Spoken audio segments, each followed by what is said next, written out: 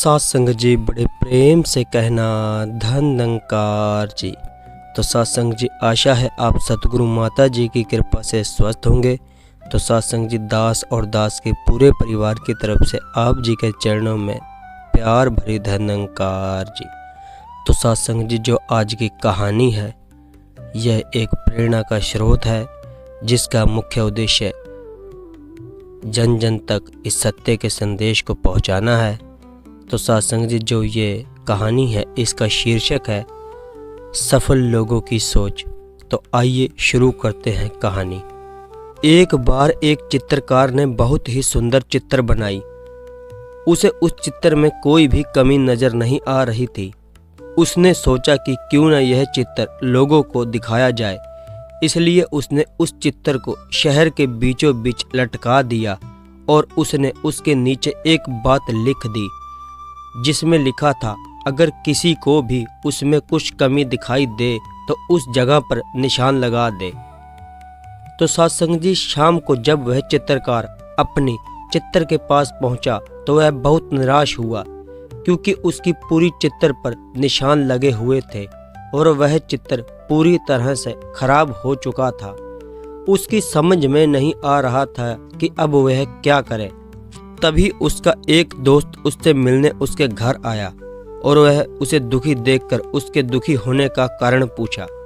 तब उसने अपनी निराशा भरे स्वर में उसे सब बातें बता दी। सारी बात सुनने के बाद उसका दोस्त हंसने लगा और बोला, यह तो बहुत छोटी सी समस्या है।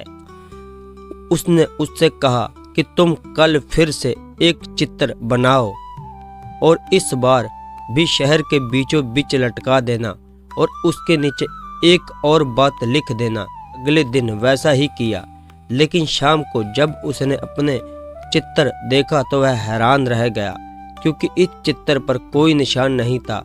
वह बिल्कुल वैसा का वैसा ही था क्योंकि किसी ने उस चित्र पे कुछ भी नहीं किया। ऐसा इसलिए क्योंकि उसके दोस्त ने उससे उस चित्र के नीचे इस बार यह बात लिखाई कि जिस किसी को भी कोई कमी दिखाई दे तो वह उसे सही कर दे।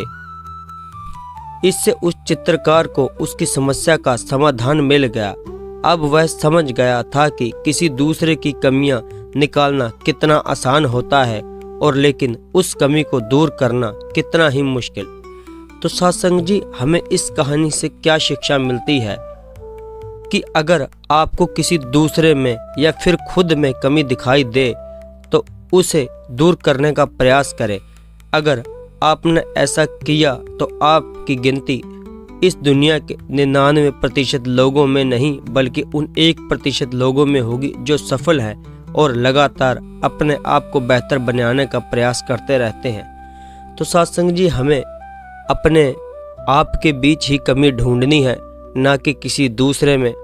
जब हम अपने आप में कमी निकालनी शुरू कर देंगे तो सत्संग जी जो दूसरा आदमी है उसमें हमें कोई भी कमी नज़र नहीं आएगी। तो सत्संग जी आप दास का भी साथ दें और दास के एक परिवार का हिस्सा बने। दास सुबह 7:30 पर डेली वीडियो अपलोड करता रहता है अपने चैनल पर और इस सत्य के संदेश को जन जन तक पहुंचाए और नए हैं तो चैनल को सब्सक्राइब करें। सत्संग जी प्यार से कहना धन निरंकार जी।